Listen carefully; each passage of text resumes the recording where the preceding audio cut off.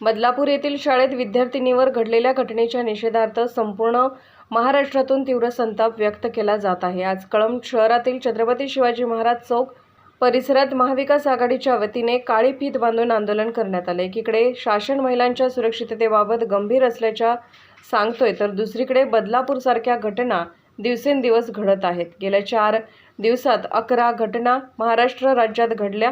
राज्यात महिला सुरक्षित आहे का नाही असा प्रश्न निर्माण झाला आहे। या घटनेच्या निषेधार्थ आज महाविकास आघाडीच्या वतीने काळी फीत बांधून आंदोलन करण्यात आले। यावेळी शासनाच्या विरोधात घोषणा देण्यात आल्या। याप्रसंगी महाविकास आघाडीचे पदाधिकारी व कार्यकर्ते उपस्थित होते।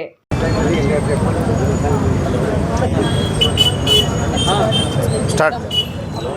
आज कळंब तालुका महाविकास आघाडीच्या वतीनं निषेध आंदोलन या ठिकाणी करण्यात आलेलं आहे। बदलापूर येथील झालेल्या घटनेच्या निषेधार्थ तेथील 2 मुलींवर झालेल्या लैंगिक अत्याचाराबद्दल महाविकास आघाडीच्या वतीनं आदरणीय पक्षप्रमुख उद्धवजी ठाकरे यांनी महाराष्ट्र बंदची हाक दिली आणि हे हाक संबंध महाराष्ट्राने ऐकले।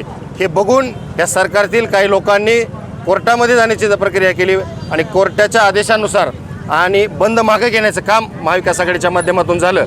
पण आमचं आंदोलन आम्ही मागे घेतलं नाही। या माध्यमातून संबंध महाराष्ट्रभर आज काळ्या फिती बांधून या ठिकाणी प्रत्येक छत्रपती शिवाजी महाराज चौक असतील, डॉक्टर बाबासाहेब आंबेडकरांचा पुतळा असेल, या संबंध महाराष्ट्रात आंदोलनं सुरू आहेत।